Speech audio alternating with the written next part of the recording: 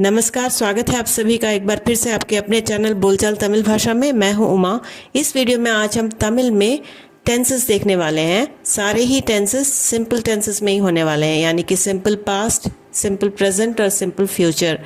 अगर हम बाकी टेंसेस को देखते हैं तो वीडियो बहुत ही कंफ्यूजिंग हो जाएगा, इसलिए वो सब हम आने वाले वीडियोस में थोड़ा थोड़ा करके देखेंगे। अगर आपको इस वीडियो में कहीं पे भी ऐसा लगा कि समझ नहीं आ रहा है तो वीडियो को ज़रूर वहाँ पे पॉज कर लीजिए और समझने की और बोलने की कोशिश ज़रूर कीजिएगा। तो बने रहिए आखिर तक। चलिए आज का वीडियो शुरू करते हैं। तो पहले हम एक क्रिया ले लेते हैं। पहली क्रिया है आ। बहुत ही सिंपल है आ। इसे हम तमिल में वा कहते हैं। वा, आ को वा। अब हम इसे फर्स्ट पर्सन में देखेंगे, यानी कि खुद के लिए। मैं से जोड़कर कैसे उसे बोलते हैं। प्रेजेंट टेंस में मैं के साथ मैं आता हूँ, अगर लड़का बोल रहा हो, और लड़की हो तो मैं आती हूँ हिंदी में। पर तमिल में दोनों के लिए एक ही सेंटेंस है। मैं आता हूँ, मैं आती हूँ, इन दोनों के लिए ना वरें। ना का मतलब मैं, वरेन का मतलब है आता हूँ या आती हूँ। दोनों के लिए एक ही सेंटेंस है। जैसे हम इंग्लिश में बोलते हैं आई कम या आई एम कमिंग, दोनों के लिए, दोनों लड़की लड़के दोनों के लिए हम यूज़ करते हैं। वैसे ही तमिल में भी एक ही सेंटेंस है दोनों के लिए। मैं आता हूँ, मैं आती हूँ के लिए ना वरें, ना वरें। आपने देखा कि ये जो वा शब्द है वरे में बदल जाता है, तो मैं के साथ ए नेसल टोन के साथ आता है, ना वरें। पास्ट टेंस में मैं आया था लड़का कहेगा और मैं आई थी लड़की के लिए। इसे हम तमिल में ना वंदे, ना वंदे। ना का मतलब मैं, वंदे का मतलब है पास्ट टेंस में आया था। वहाँ का मतलब आना होता है, वंदे आया था, ना वंदे, ना वंदे। फ्यूचर टेंस में लड़का मैं आऊँगा, लड़की मैं आऊँगी हिंदी में। और तमिल में ना वरुवें। एक ही सेंटेंस है तमिल में, ना वरुवें। दोनों ही कह सकते हैं, लड़का या लड़की दोनों ही एक ही सेंटेंस कहेंगे, ना वरुवें। फ्यूचर टेंस में क्या होता है कि ये जो व शब्द है वो लग जाता है। मैं के साथ ए भी लगता है, व के साथ ए लग के नेसल टोन के साथ वे, ना वरुवें। अब आप छोटा सा रिकैप देख लीजिए। पास्ट टेंस में हमने कहा आया था कहने के लिए वंदें। प्रेजेंट टेंस में वरें। फ्यूचर टेंस में वरुवें। इन सभी में आप एक चीज़ नोटिस करेंगे कि जब मैं के साथ हम ये शब्द जोड़ते हैं, ये जो क्रियाएं जोड़ते हैं, तो ए साउंड के साथ ही खत्म होते हैं सारे। अब हम एक और क्रिया देखते हैं जा। इसे हम तमिल में पो कहते हैं। जा के लिए पो। प्रेजेंट टेंस में वो भी फर्स्ट पर्सन में मैं के साथ हम कैसे बोलेंगे वो देखेंगे। मैं जाता हूँ लड़का कहेगा तो, और लड़की हो तो मैं जाती हूँ। हिंदी में हम दो सेंटेंसेस बना लेते हैं, पर तमिल में दोनों के लिए एक ही सेंटेंस है, ना पोरे। मैं आता हूँ के लिए ना वरे कहा था, मैं जाता हूँ के लिए ना पोरे। मैं जाता हूँ या मैं जाती हूँ दोनों के लिए ना पोरे, ना पोरे। पास्ट टेंस में मैं गया था, तो ये हम खुद के लिए कह रहे हैं, मैं गया था या मैं गई थी। हिंदी में दो सेंटेंसेस हैं, लड़का लड़की दोनों ही अलग से बोलते हैं। पर तमिल में ना पोने। पास्ट टेंस में मैं के साथ ना पोने। मैं के साथ जो भी एंड होता है वो ए के साथ नेसल टोन्स, पोने, पोने, ना पोने।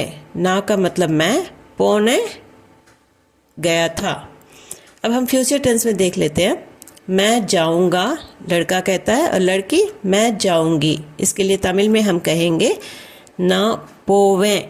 मैंने आपको पहले भी बताया कि फ्यूचर टेंस में व शब्द लगता है और मैं के साथ ए भी जुड़ जाता है, तो वे, ना पोवे नेसल टोन के साथ। मैं जाऊंगा या जाऊंगी के लिए ना पोवे। अब छोटा सा रिकैप देख लीजिए। पो शब्द के लिए प्रेजेंट टेंस में पोरे, पास्ट टेंस में पोने और फ्यूचर टेंस में पोवे। तो फ्यूचर टेंस में व के साथ ए लग जाता है। अब एक और एग्जाम्पल देख लीजिए, खाना खाओ। इसे हम थर्ड पर्सन के साथ यूज़ करेंगे। पहले हमने फर्स्ट पर्सन यानी कि मैं के साथ देखा था, इसे हम थर्ड पर्सन किसी और के बारे में सापिड़ कहते हैं खाना खाने के लिए। वैसे तो हिंदी में खाना खाओ दो शब्द हैं, तमिल में सापिड़ का मतलब है खाना खाओ। इसे हम थर्ड पर्सन में यानी कि वो, ना तो मैं ना आप, इसे हम किसी और के बारे में कहेंगे, इसको यूज़ करेंगे किसी और के बारे में कहने के लिए। अब प्रेजेंट टेंस में थर्ड पर्सन के साथ कैसे कहते हैं वो देखते हैं। वो खाता है, मैं खाता हूँ या आप खाते हो ये नहीं कह रहे हम, वो कोई और खाता है या वो खाती है। इसके लिए आवें सापड्रा। तो वो जो है अगर लड़का है तो उसके लिए हम कहेंगे आवें सापड्रा। सापड्रा मतलब खाना, अवन का मतलब होता है वो यानी कि लड़के के बारे में। वो खाती है अगर लड़की के बारे में कह रहे हैं तो अवल सापड्राल। अवल सापिड, अवल का मतलब वो लड़की के बारे में, अवल सापड्राल। बोलचाल में आवन नहीं आता, अवन सापड्रा, लड़की के लिए अव सापिड्रा।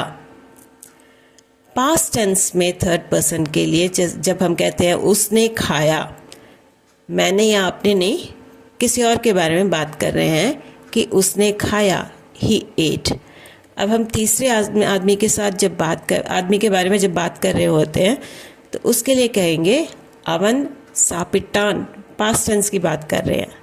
प्रेजेंट टेंस में अवन सापिड्रान कहा था, पास्ट टेंस में अवन सापिटान। यहाँ पे आ की मात्रा ज़्यादा सुनाई देती है, मैं के साथ ए की मात्रा सुनाई देती है, पर जब हम तीसरे के बारे में कह रहे होते हैं तो आ की मात्रा ज़्यादा आती है। लड़के के लिए अवन सापिटान, लड़की के लिए अवल सापिटाल। बोलचाल में अवन सापटा, अव सापिटा। फ्यूचर टेंस में थर्ड पर्सन के लिए कैसे कहेंगे? वो खाएगा, हिंदी में लड़के के लिए, और लड़की के लिए वो खाएगी। तमिल में अगर हम लड़के की बात कर रहे हैं किसी और के बारे में, अगर वो लड़का है तो अवन सापिड़वान। मैंने आपको बताया था कि फ्यूचर टेंस में वह लगता है और यहाँ पे आ की मात्रा लगती है तीसरे आदमी के बारे में जब हम बात कर रहे होते हैं। फर्स्ट पर्सन में हमने ए की मात्रा लगाई थी वह के साथ फ्यूचर टेंस में। यहाँ पे फ्यूचर टेंस में थर्ड पर्सन के लिए वह के साथ आ की मात्रा, अवन सापिड़वान।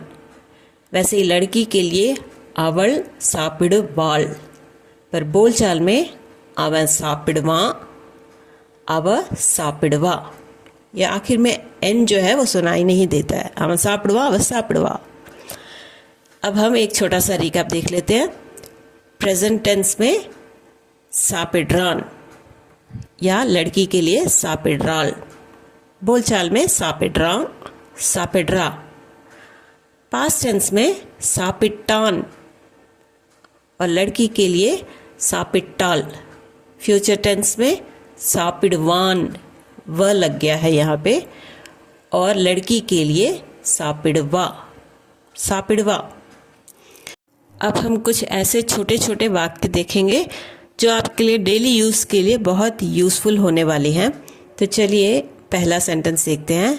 मैं कल मार्केट गया। इसके लिए आप कहेंगे ना नेते के मार्केट पोने।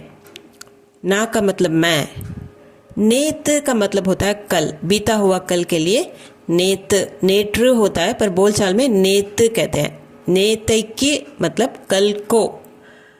मार्केट पोने गया, हमने पहले भी देखा मैं के साथ ए लग जाता है, पोने। मैं कल मार्केट गया कहने के लिए नान नेते के मार्केट पोने, ना नेते के मार्केट पोने। आज घर पर हूँ, तो आज की बात हो रही है तो जाहिर सी बात है कि ये प्रेजेंट टेंस है। இன்னைக்கு வீட்டில் இருக்கேன். இன்னைக்கு मतलब आज. बीते हुए कल के लिए हमने नेतिकी कहा था. आज के लिए இன்னைக்கு बोलचाल में ऐसे ही कहते हैं இன்னைக்கு. வீட்டில், வீடு मतलब घर, வீட்டில் मतलब घर में, तो दोनों मिलाकर வீட்டில். இருக்கேன் हूँ, ये भी एक ही मात्रा से ए करके ही खत्म होती है. இன்னைக்கு வீட்டில் இருக்கேன். कल ऑफिस जाऊंगा. नाளைக்கு ऑफिस போவேன். नाளைக்கு मतलब आने वाला कल. नेतिकी बीता हुआ कल, இன்னைக்கு आज, और आने वाले कल के लिए नाளைக்கு. ऑफिस अंग्रेजी शब्द है. पोवे फ्यूचर टेंस में हमने देखा कि व लग जाता है और मैं के साथ ए जुड़ जाता है. वे ऐसे ही आपको बोलना है, पोवे. कल ऑफिस जाऊंगा कहने के लिए नाளைக்கு ऑफिस पोवे. नाளைக்கு मतलब कल, ऑफिस पोवे ऑफिस जाऊंगा. नाளைக்கு ऑफिस पोवे. मोहित ने क्रिकेट खेला. मोहित क्रिकेट विளையாடினான். मोहित एक लड़के के बारे में कह रहे हैं, ना मेरे बारे में ना आपके बारे में, मोहित के बारे में, मतलब कि थर्ड पर्सन. जब हम थर्ड पर्सन के बारे में कहते हैं तो आ की मात्रा आ करके ही एंड करते हैं. तो मोहित ने क्रिकेट खेला. मोहित क्रिकेट विளையாடினா. मोहित क्रिकेट, ये तो आप समझ ही गए होंगे. विளையாடுறது मतलब खेलना होता है. तो पास्ट टेंस में विளையாடினா. मोहित ने क्रिकेट खेला कहने के लिए आप कहेंगे मोहित क्रिकेट विளையாடினா. मोहित खेलता है, ये प्रेजेंट टेंस है. मोहित विளையாடுறான். मोहित, मोहित जो है थर्ड पर्सन है, नाम लेके हम बोल रहे हैं. मोहित विளையாடுறான். विளையாடுறது मतलब खेलना. खेलता है विளையாடுறான். खेल रहा है के लिए भी हम विளையாடுறான் कहते हैं. मोहित खेलता है. प्रेजेंट में मोहित विளையாடுறான். पास में हमने विளையாடுனா कहा था, प्रेजेंट में विளையாடுறான் कह रहे हैं. मोहित कल खेलेगा, ये फ्यूचर टेंस की बात हो रही है. तो मोहित नाளைக்கு विளையாடுவான். पहले भी हमने देखा कि आने वाले कल के लिए नाளைக்கு, कल को कहने के लिए नाளைக்கு. विளையாடுவான் मतलब खेलेगा. मोहित कल खेलेगा, मोहित नाளைக்கு विளையாடுவான். यहाँ पे आपने यहाँ एक बात नोटिस की कि फ्यूचर टेंस में हमने फिर से यहाँ पे व लगाया है और थर्ड पर्सन के लिए आ की मात्रा वां करके लगाया है. तो मोहित कल खेलेगा ये कहने के लिए आप कहेंगे मोहित नाளைக்கு विளையாடுவான். तो आज के वीडियो के लिए बस इतना ही. इसमें हमने देखा कि फर्स्ट पर्सन और थर्ड पर्सन को जब हम क्रियाओं के साथ यूज़ करते हैं तो तीनों टेंसेस में क्रियाओं में क्या बदलाव आता है. मैं आपको ज़्यादा कंफ्यूज नहीं करना चाहती थी, इसलिए सिर्फ सिंपल टेंसेस ही हमने इस वीडियो में देखे. अगर इस वीडियो के संबंध में आपके मन में कोई संदेह या प्रश्न हो तो कमेंट सेक्शन में ज़रूर कमेंट करके बताइएगा. आपके संदेह को दूर करने की और प्रश्नों के उत्तर देने की मैं पूरी कोशिश करूँगी. और अगर आप हमारे चैनल पर नए हैं तो चैनल को ज़रूर सब्सक्राइब कर लीजिए, सब्सक्राइब बटन दबाकर. और अगर आपको ये वीडियो पसंद आया हो तो लाइक बटन भी दबा दीजिए और ज़्यादा से ज़्यादा शेयर कीजिए, ताकि अगर कोई तमिल सीखना चाहता हो या तमिलनाडु में नया हो, किसी को तमिल में इंटरेस्ट हो, तो उन तक ये पहुंच सके. तो मिलते हैं एक और वीडियो में फिर से. तब तक के लिए बाय और थैंक्स फॉर वॉचिंग.